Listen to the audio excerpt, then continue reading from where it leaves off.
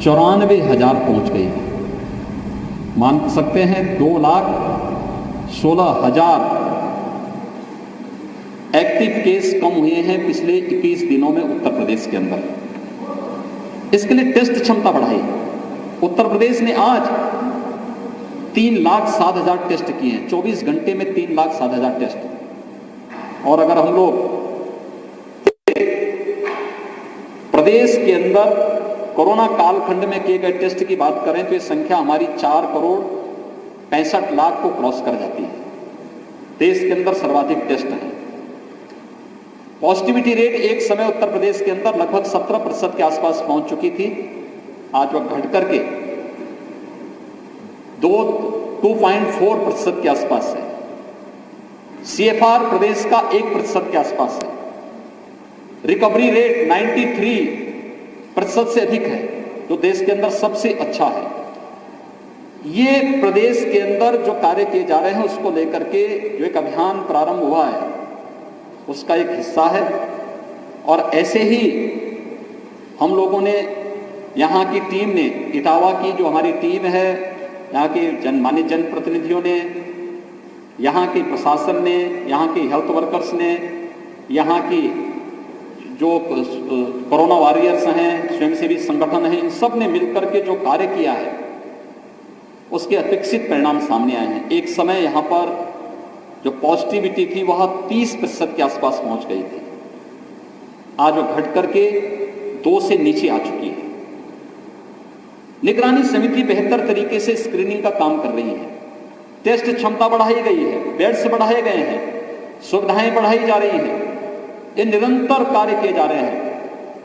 और मुझे बताते हुए प्रसन्नता है कि जहां प्रदेश में हम लोगों ने अब तक 1,62,00,000 से अधिक लोगों को निःशुल्क वैक्सीन दिया है, वहीं इटावा ने भी 1,20,000 वैक्सीन इटावा जनपद में भी अब तक उपयोग हुए हैं।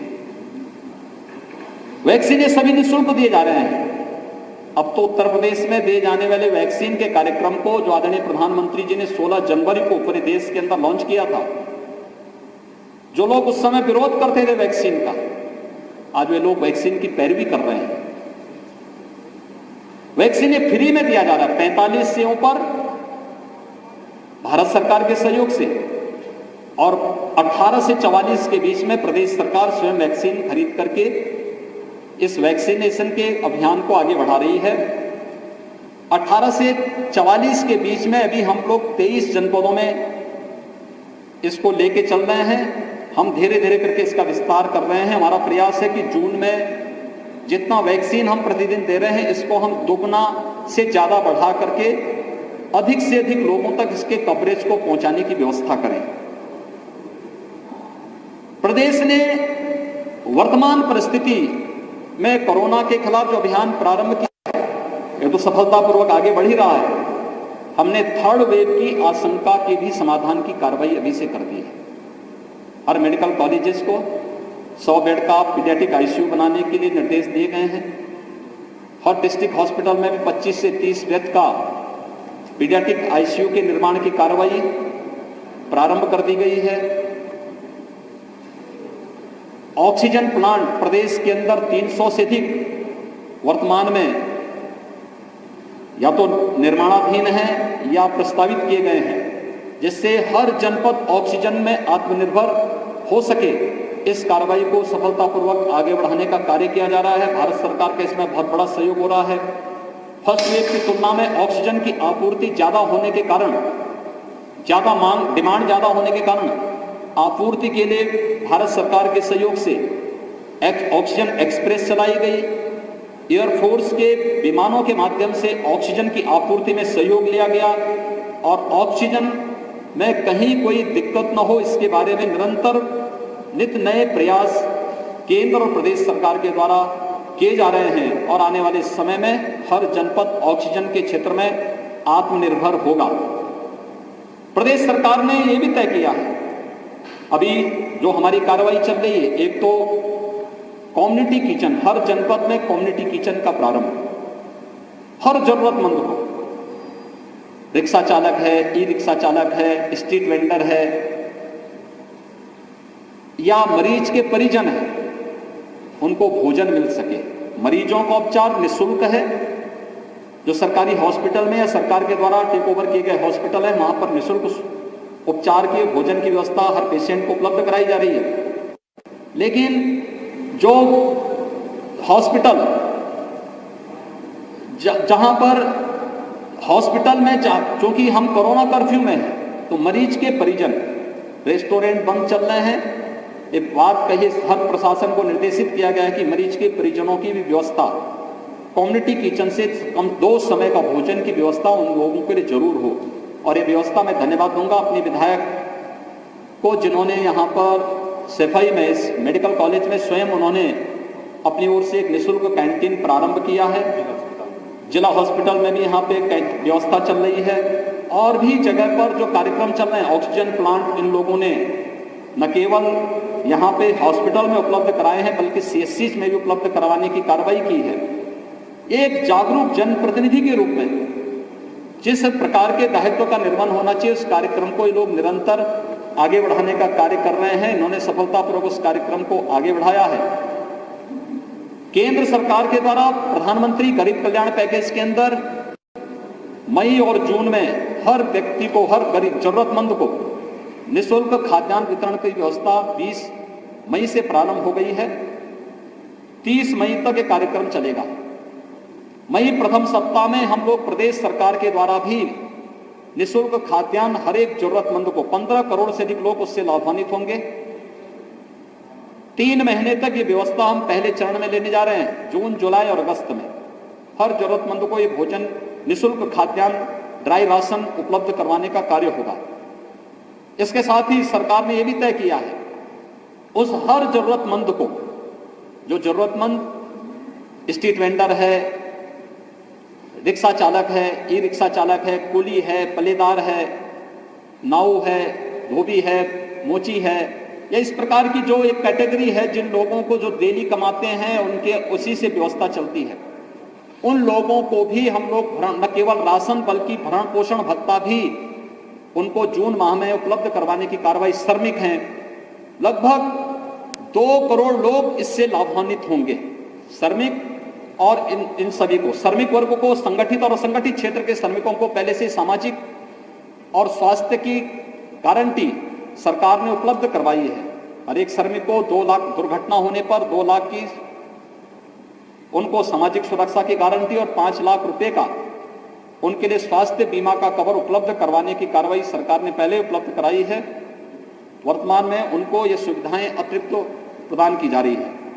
सरकार ने तय किया है कि जून प्रथम सप्ताह में हम लोग प्रत्येक जनपद में, अभी हम लोगों ने जो अलग अलग कैटेगरी को हमने लिया था, पहले चरण में आपने देखा होगा 16 जनवरी से जब एक कार्यक्रम प्रारंभ हुआ था, हेल्थ वर्कर को हम लोगों ने पूरी तरह वैक्सीनेट करने की कार्रवाई की थी।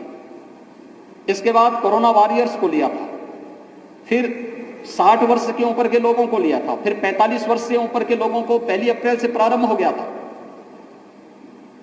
हम लोगों ने अभी 18 प्लस की वैक्सीन के कार्यक्रम को 1 मई से प्रारंभ किया और इसके बाद हम लोगों ने जब पहले चरण में 9 जनपद में, फिर इसको बढ़ा करके 18 जनपदों तक हम लोगों ने पहुंचाया, फिर 23 जनपदों तक हम लेकर के गए। हम लोगों ने इसके साथ ही यह भी जोड़ा कि हाईकोर्ट की दोनों बेंच में, हाईकोर्ट की लखनऊ बेंच और इलाहाबाद हाईकोर्ट, वहां पर न्यायिक अधिकारियों को और उनके वहां जुड़े हुए जो कर्मचारी हैं उनके और उनके परिवार के लोगों को वैक्सीन की कार्रवाई, और मीडिया के लिए भी हम लोगों ने 2 जगह, एक नोएडा में और दूसरा लखनऊ में सूचना भवन में उनको वैक्सीन देने की कार्रवाई वहां पर दोनों जगह सफलतापूर्वक संचालित हो रही है। सरकार का अगला कदम है कि हर एक जनपद में हम न्यायिक अधिकारियों को और मीडिया को भी वैक्सीन देने के लिए अलग सेंटर उनके लिए बनाएंगे। जहां न्यायिक अधिकारी रहते हैं वहां पर हम लोग उनके लिए, जहां observation waiting area, observation area होगी या उनकी डिस्पेंसरी होगी, वहां पर उस प्रकार की सुविधा क्रिएट करके ये सुविधा वहां पर उपलब्ध वैक्सीनेशन की कार्रवाई को जोड़ेंगे। जहां पे प्रेस क्लब होगा या प्रेस क्लब नहीं होगा तो किसी अन्य सार्वजनिक स्थान पर जहां वेटिंग और ऑब्जर्वेशन एरिया देंगे, वहां पर इस वैक्सीनेशन के कार्यक्रम को भी हम युद्ध स्तर पर आगे बढ़ाएंगे। जिससे थर्ड वेव आने के पहले हम लोग इन लोगों को तो हम पूरी तरह वैक्सीनेट कर ही सकें, लेकिन साथ साथ ये भी व्यवस्था की जा रही है कि हम चिन्हित करेंगे कि 10 वर्ष से कम उम्र के जितने बच्चे हैं उनके माँ बाप को भी हम वैक्सीन से आच्छादित करने की कार्रवाई कर सकें और थर्ड वेव के पहले एक सुरक्षा कवच हर एक परिवार को भी उपलब्ध करवाने का कार्य कर सकें। सरकार की ये कार्रवाई वर्तमान में चल रही है। इटावा के अंदर यहाँ पर हमारे जनप्रतिनिधिगण, यहाँ का प्रशासन, स्वास्थ्य विभाग, सभी लोग मिलकर के एक टीम भाव के साथ काम करते हुए कोरोना की सेकेंड वेव को, जिसके सामने दुनिया की बड़ी बड़ी ताकतें पस्त होती हुई दिखाई दी, लेकिन वहां पर यहाँ के सभी लोगों ने मिलकर के इस कार्रवाई को शासन के साथ मिलकर के पूरी मजबूती के साथ आगे बढ़ाया है। और मेरा विश्वास है कि सेकेंड वेव पर हम पूरी तरह नियंत्रण करने में इस महीने के अंत तक काफी हद तक सफल हो जाएंगे। हम इसके साथ ही थर्ड वेव की भी अभी से हमारी पूरी तैयारी है और उसको भी हम सफलतापूर्वक आगे बढ़ाएंगे। मेरी आप सबसे भी अपील है, हम प्रत्येक नागरिक को कोरोना के प्रोटोकॉल का पालन करने के लिए प्रेरित करें, जागरूक करें। ये मुफ्त में दिया जा रहा है, इस मुफ्त में वैक्सीन के प्रति लोगों को जागरूक भी करें कि हर ये वैक्सीन सुरक्षा का एक कवच है, हर एक व्यक्ति को सुरक्षा कवच दे सकता है। हम वैक्सीन लगाने में परहेज न करें, बल्कि हर व्यक्ति वैक्सीन लगाएं। मुझे प्रसन्नता है कि इटावा जनपद में अब तक 1,20,000 से अधिक लोगों ने वैक्सीन लिया है और लोगों में इसके प्रति जागरूकता है। ग्रामीण क्षेत्र में भी CSCs को, यानी कॉमन सर्विस सेंटर को रजिस्ट्रेशन का केंद्र बिंदु बनाकर के हम इस कार्रवाई को आगे बढ़ाने का कार्य करेंगे। धन्यवाद। सीएम योगी को अभी आपने सुना, वैक्सीनेशन हो या फिर कोरोना के क्या हालात हैं इटावा के अंदर, उन सभी चीजों को लेकर सीएम की तरफ से जानकारी ली गई। अधिकारियों के साथ चर्चा सीएम ने की और साफ तौर पर उनकी तरफ से ये भी कहा गया, देखिए अभी अगर बात की जाए यूपी की, तो टेस्ट की क्षमता को बढ़ाया गया है यूपी के अंदर। ऐसे में वैक्सीनेशन अभियान को लेकर भी उन्होंने कहा कि तमाम कदम उठाए जा रहे हैं वैक्सीनेशन अभियान में तेजी लाने के लिए। यूपी में कोरोना के सबसे ज्यादा टेस्ट अभी तक हुए हैं, जिसका जिक्र सीएम योगी की तरफ से भी किया गया। साथ ही कोरोना की तीसरी लहर को लेकर क्या तैयारी है, इसकी जानकारी भी सीएम योगी की तरफ से दी गई। हालांकि अब उत्तर प्रदेश के अंदर कोरोना के केसेस लगातार कम हो रहे हैं। अब ऐसे में यूपी के सीएम योगी आदित्यनाथ की तरफ से यह भी कहा गया कि हर जनपद ऑक्सीजन के क्षेत्र में आत्मनिर्भर होगा, इसके लिए भी तमाम प्रयास किए जा रहे हैं। और साथ ही मरीजों के साथ साथ जो उनके परिजन हैं, उनके लिए भी हॉस्पिटल में व्यवस्था की जाए, इसको देखते हुए भी निर्देश जारी किए गए हैं। और जिस तरह से अब उत्तर प्रदेश के अंदर सीएम योगी की तरफ से जो एक के बाद एक जमीनी फैसले लिए गए, उसके बाद केसेस में गिरावट दर्ज हुई है। अब ऐसे में सीएम योगी की तरफ से ये कहा गया कि इस महीने के अंत तक इस कोरोना की दूसरी वेव को काफी हद तक काबू करने में हम कामयाब हो जाएंगे। तमाम बातें सीएम की तरफ से कही गई है।